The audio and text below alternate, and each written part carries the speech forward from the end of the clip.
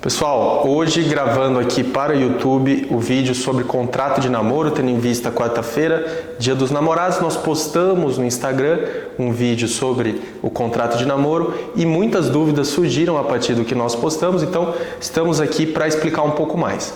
A ideia do contrato de namoro, um contrato em que as partes, o casal, celebra e declara nesse contrato que vive um relacionamento ainda informal, uma fase ainda de conhecimento e que, portanto, não tem o interesse de constituir família por enquanto neste relacionamento.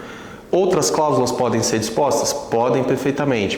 Pode dispor sobre uso compartilhado de assinaturas, Netflix, por exemplo. Olha, nós vamos compartilhar o usuário de Netflix e nem por isso aqui vai ficar caracterizando uma família. Nós vamos, eventualmente, já dispor alguma coisa sobre união estável se houver o reconhecimento lá na frente. Também é possível ter cláusulas nesse sentido que falem, olha, se houver o reconhecimento da união estável no futuro, tal regime será aplicado. Então a ideia desse contrato é evitar a caracterização da união estável e ainda adicionar algumas cláusulas que protejam o casal caso essa união estável seja reconhecida. E aí quando eu falo proteger o casal, muito mais ligada ao aspecto patrimonial, à preservação patrimonial do casal. Isso é muito comum, casais que ambos sejam empresários se valem desse instrumento até para uma proteção e para evitar insegurança jurídica sobre o patrimônio no momento posterior. Houve também outra pergunta no seguinte sentido: mas eu posso namorar já pensando em constituir família? Qual é o problema disso? Veja, a ideia é que quando a gente fala em constituir família, nós nos referimos a um requisito do Código Civil quando dispõe sobre a união estável.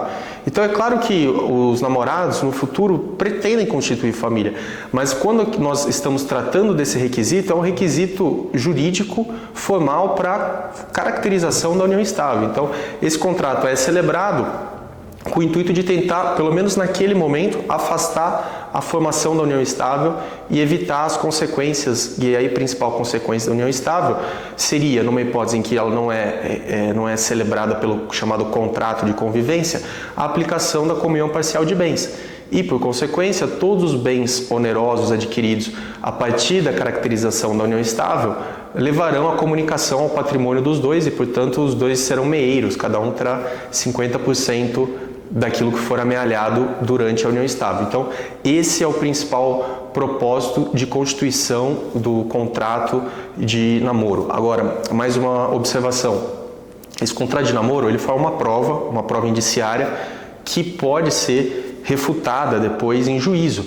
Porque, pensem, vocês estão constituindo um indício de que não é união estável, mas o casal, quando eu falo casal, um dos companheiros que se sente prejudicado pode ingressar em juízo futuramente e pedir o reconhecimento da união estável e produzir prova contrária a esse contrato de namoro. Falar, olha, embora nós tenhamos lavrado esse contrato de namoro, tempos depois, ou naquela época, nós já vivíamos em união estável e eu vou mostrar por essas e essas provas que já não se tratava mais de namoro, que já era uma união estável. Então veja, é uma prova documental que é constituída pelo casal, mas que pode ser refutada judicialmente para afastá-la e levar ao reconhecimento da união estável. De todo modo, eu penso que é um instrumento muito útil e que dá clareza ao casal, inclusive faz com que o casal discuta sobre o relacionamento e sobre as pretensões do casal no futuro. E se depois entenderem que passaram a viver em união estável, eu não vejo nenhum problema em vir aqui ao cartório e fazer uma declaração de união estável ou uma certificação eletrônica de união estável e quem sabe, ao final, até converter essa união estável e celebrar um casamento aqui na nossa sala, aqui onde nós estamos gravando agora, quem sabe, por que não? Acho um instrumento interessante e que deve ser prestigiado tendo em vista a liberdade das partes e, nesse caso, a liberdade do casal.